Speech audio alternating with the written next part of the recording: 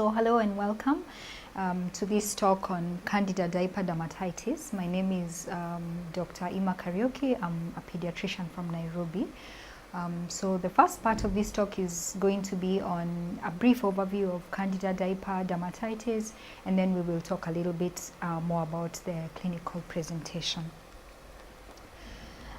I would like to start this talk with a case, and as we go through bits of the slides and the presentation, I'd like you to think about this patient and see at the end of the presentation what kind of things come to your mind, or how differently you would have managed this patient, or any advice you'd have given to this mom. So we have a previously healthy 7-month-old named baby TB, who presents with diaper rash for the last 2 weeks that is not getting better. Initially the rash is described as red and raised, and now it has erosions. The baby is irritable and fussy, obviously, because of the discomfort. The mom says she uses disposable diapers and she has not changed the brand since birth. So think through what further information you would need probably to help you manage this child. You prod a little bit more, and you're told TW was introduced to solid food 1 month ago, and she has had cough, fever and diarrhea a week prior to developing the rash around the diaper area. The cough, fever and diarrhea was treated with oral antibiotics for 5 days. I don't know if you have any comments about cough, fever and diarrhea that's treated with antibiotics, but these tend to happen sometimes. She also has mild facial eczema that's treated with emollients. So from this history, what factors, what things would you be thinking will increase the likelihood of this baby getting diaper dermatitis, and what things on examination will you look for to either rule in or rule out a diagnosis of Candida diaper dermatitis? I'm hoping at the end of this talk we can come back to this case and see if there are any things that are more clear than they are right now. So as a way of introduction, Candida diaper dermatitis is the commonest dermatological condition in infancy. Up to 1/5 of all dermatology visits in some series are actually due to diaper dermatitis. Thankfully, the most common cause of diaper dermatitis is actually a contact irritant because of because of the contact of the baby's skin, baby sensitive skin, with whatever the if you call it dressing, or whatever the nappy or the disposable diaper that's used to cover them up. And obviously it affects the areas covered by the diaper, so that's the perineum, the buttocks, the inner thigh, which we remember to look for. What we tend to forget sometimes is to look at the abdomen, especially the lower part of the abdomen, which is also in contact with the diaper, and sometimes the lower back as well, areas that are in contact with diaper. So now the peak is around 9 to 12 months of age for diaper dermatitis, and there are various theories as to why this is the case, and we will look at that in a moment. Now, if you get symptoms for more than 3 days, so infants will often get diaper dermatitis, but usually it will resolve within a day or two, baby's feeling better. But when you get to see symptoms that are lasting more than 3 days, then this is likely due to an infectious component, and this is when you need to be thinking, is this Candida diaper dermatitis, or is this some other cause of dermatitis? And Candida is obviously the commonest organism that's associated with diaper dermatitis. So if you were to specifically narrow down into Candida diaper dermatitis, then the most prevalent organism is actually Candida albicans. And sometimes you could have Candida tropicalis, Candida glabrata, or Candida parapsilosis. The Candida infection, the Candida diaper dermatitis, will typically be a superinfection of irritant dermatitis. So you started with an irritant dermatitis, and then on top of that you had a Candida superinfection. And we have to remember that Candida species have been found to be present in up to about 4% of diaper areas of babies who do not have dermatitis. So Candida is also one of the organisms that will be found around the diaper area, and that also makes a lot of sense of why, if you have a reason for the skin not to be intact, then Candida will be the species that are likely to infect the diaper area. Now let's talk about risk factors. What will make one baby more likely to get diaper dermatitis and Candida diaper dermatitis in that case? So one is, of course, irritation by stool, urine, and diaper components. So what you have to remember is that stool, urine, diaper components is changing the local environment of the diaper area. Whatever is in contact with the skin and the diaper area, the enzymes, the organisms, the microbes that are present in stool are actually changing the flora around there and the local environment, leading to irritation. That would make sense for if you've had a diaper that's staying too long before it's changed, then that child is likely to be getting diaper dermatitis. If you have a diaper that's not seeping out the contents of either stool or urine, so that whatever the baby has emptied stays smack right in contact with the baby for long periods of time, then they're likely to get irritated and of course get the dermatitis. Now the other thing is frequent stooling. Frequent stooling means could be a factor of diarrhea because the baby has a GI illness and so they are passing frequent motions, or we know that compared to adults and older children, the infants, especially newborns, have way more motions per day than the rest of the population. So as you keep exposing this diaper area to these frequent bowel motions that have enzymes, that have microorganisms, then you're more likely to irritate the area, and that leads to diaper dermatitis. The other thing is dietary factors. So babies who've been recently weaned, and sometimes that's why it's thought diaper dermatitis is common in the age group between 9 to 12 months, which is the area, which is the time babies are getting exposed to food other than breast milk or formula. Two, we know that babies who are exclusively breastfed have lower incidences of diaper dermatitis than babies who get alternative forms of milk. Then recurrent use of antibiotics, of course, because we know that changes the flora, the GI flora, and changes the environment around the diaper area. Immunosuppression, obviously, then different infant skin physiology. So just by being infants, they have different physiology than the rest of the adults, which puts them at higher risk of getting diaper dermatitis. So let's talk a little bit about the young infant skin infection and how it is different from the rest of us. So one, it's moisture levels, especially for newborns, is lower. All right. So we already know that newborns have more transepidermal water loss compared to older infants and adults. That just means that they lose a lot of water through their skin because their skin is not immature, and so their skin tends to be dry. Two, they are breakdown. They are natural moisturizing factors that we all have in our skin. Usually they are products of filaggrin proteolysis, and this is also lower in newborns. So basically that means the moisture content of newborn skin is actually lower than adults.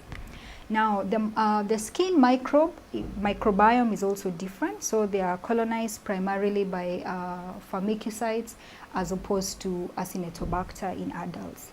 And the other thing is that the skin structure, the epidermis, the stratum corneum, the epidermis is very thin with small keratinocytes, and so it's easy to irritate it. Now, even if that is a general overview of infant skin, their diaper area is a little different from the rest of the skin. And it's different in that the hydration levels are slightly higher than the rest of the body, and the skin pH is also higher than the rest of the body. And these are the few things that will make these areas more likely to get a specific type of dermatitis as opposed to the rest of the areas of the body. That's why this is not happening to the hands, for example, or the feet that have booties, because the skin physiology is different in these areas. A little bit about pathogenesis on what happens. So the underlying factor is an impaired skin barrier function. The skin is not working the way it is supposed to be working. And the reason for that, the reason why the skin barrier function is impaired, is due to various reasons. So one is because of friction. So you have an area of skin where the thighs are rubbing against each other. The buttocks are rubbing against the diaper area, and you can imagine when you have stool and urine, then the friction is way more than when it's just dry skin. Two is excessive moisture.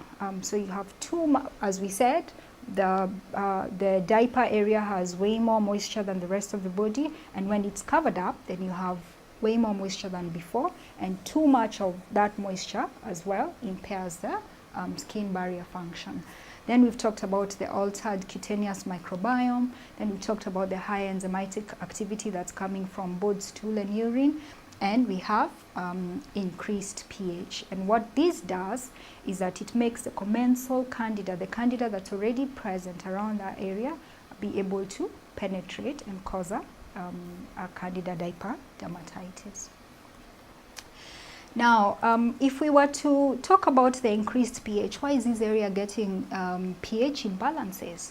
And there are postulates and theories as to why this is happening, and one is bathing products. So some specific bathing products that could be harsh would cause a pH imbalance. Then we've talked about the enzymes like urease that is found in stool, that is breaking down urea in urine into ammonia, and that causes a pH imbalance.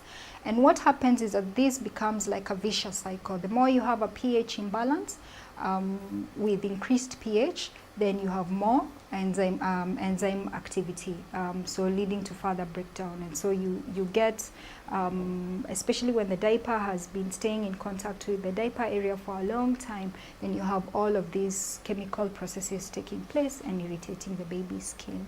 Now, this altered pH imbalance leads to a disrupted normal flora, and a disrupted normal flora in most places in most mucocutaneous areas in the body is likely to lead to a higher risk of candidiasis. So how will the babies present? Unfortunately, this is the commonest presentation of every baby illness, is irritability, because babies are not able to talk and tell us this place or this place, so they just become irritable and fussy due to a burning sensation and due to the itching, which they're not able to do anything about to calm themselves. Then, as we've talked about, mom will notice that there's a diaper dermatitis, and the way to tell that this is not just normal, in quotes, irritant contact dermatitis, is because it's persisting for more than 3 days, or it's persisting despite conservative treatment. Then the rash of candida diaper dermatitis is actually characteristic. It's a characteristic rash that we're going to look at in a minute, and it involves the groin and the gluteal folds, unlike other rashes that would end up sparing the gluteal folds, and we will look at that. And in severe cases, then you have erosions and ulcerations, and this is the place where you're really hoping your baby doesn't get to. So this is a pictorial representation of how the rash looks like, and the pink denotes areas of erythema and lesions, and what you see is that this is a rash that involves the folds. Okay, so some other rashes, sometimes the contact irritant rashes, because the gluteal folds, or the folds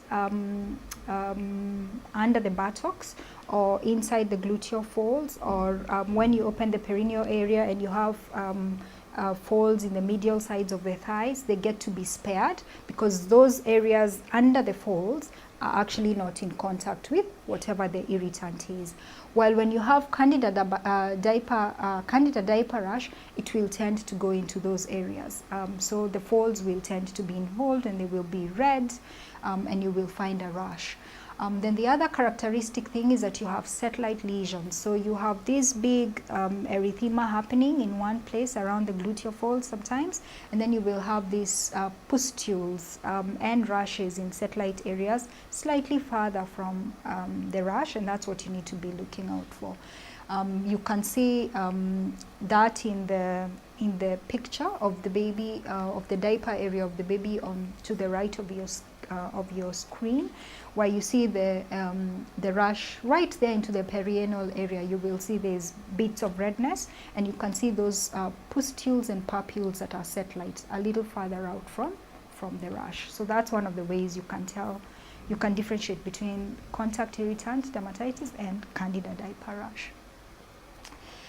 Now, if this progresses, and it can look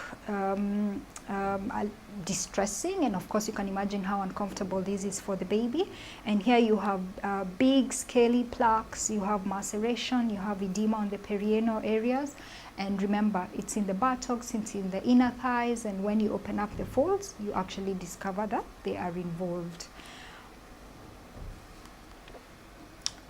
This also demonstrates a rash, but at the healing place. So you can imagine, if you think of how an infant posture is, so we know infants are often flexed, so their thighs are likely to be flexed against their lower abdomen, all right?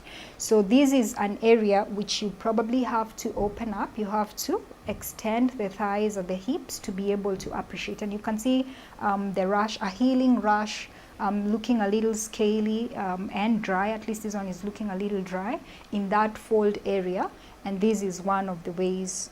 I cannot overemphasize that you're likely to find a rash in those folds as opposed to the contact irritant, where such an area might be spared. And this is also a rash in the healing area, and what I would like you to appreciate in this picture is actually the satellite lesion. So you see the rash, and then you see a couple of healing lesions a little far out from the edges, from the very clear margins that are there.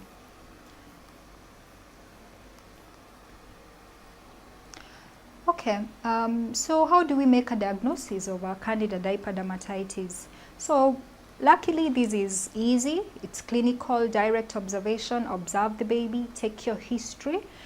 So if we go back to a little bit to the patient we had talked about, so 7-month-old who has recently been weaned, has had cough, fever, has had diarrhea, the diaper has not been changed.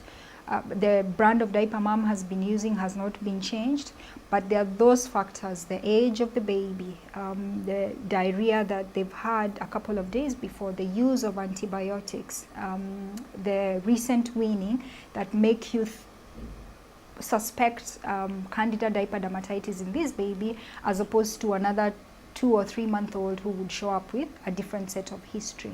So clinical examination and history, you have to be able to think about those things and bring them out in the history, because they lead you into one direction or another direction. And the second thing you can do is direct observation of scrapings of the area with potassium hydroxide 10%, which can be able to demonstrate pseudohyphae. And you try and do this from the satellite lesion, because sometimes the main lesion would have a mixture of other things going on, and it might be hard to identify the organism. And of course you can do a mycology culture in the lab. This is especially indicated when you're not very sure of what the diagnosis is, or when the patient is not responding to the usual treatment. So in summary, we have looked at our baby, 7-month-old, who has had a couple of risk factors that puts them at higher risk of infection with candida diaper dermatitis, and we've described the presentation of candida diaper dermatitis. So in summary, let's go back and have a look at our patient, our 7-month-old baby TB, and see what things are now clear, or what risk factor this baby may have for candida diaper dermatitis. So to start with, it's a previously healthy 7-month-old, so we know that they fall right around the age bracket where we expect candida diaper dermatitis. Then they've had a diaper rash for the last 2 weeks, and we said contact irritant diaper dermatitis is not supposed to last up to 2 weeks. Usually should be about 3 days. So when you get a rash that's going on and on, you need to be thinking of something else. And that this rash is not getting better with conventional methods. Whatever mom is trying to do or whatever she's been instructed to do is not helping the rash get better, most likely because it needs something on top of that, an antimicrobial agent. Then the baby is irritable and fussy. That doesn't tell us much. This is important history, that mom uses disposable diapers and she has not changed the brand since birth. So also unlikely to be just contact irritant, especially not due to the diaper, maybe due to other things because she has used the very same brand. When you look at further history, now we get to get some things in this baby's history make us think of, well, this is just not simple contact irritant dermatitis. And one of them is that TB was introduced to solid foods 1 month ago. So dietary factors are some of the risk factors for a candida rash. 2, she's had a cough, fever and diarrhea for a week. So there's frequent stooling, which is a change from probably what is normal for this baby, another risk factor. She's been treated with oral antibiotics for 5 days. So we said we might not treat cough, fever and diarrhea with antibiotics for 5 days, but we might encounter babies being treated as such. And so they've been on antibiotics for 5 days, which also makes them at risk. Then the other thing is that they have mild facial eczema that's treated with emollients, which would make us think there is an underlying skin barrier impairment in this child because they have symptom somewhere else.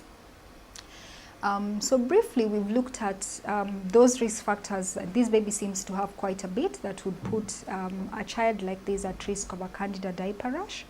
About the further things we'll be looking at in examination, I think we've already looked at looking for the pustules, looking for the papules, looking for satellite lesions, examining the folds to be able to rule in or rule out candida diaper dermatitis.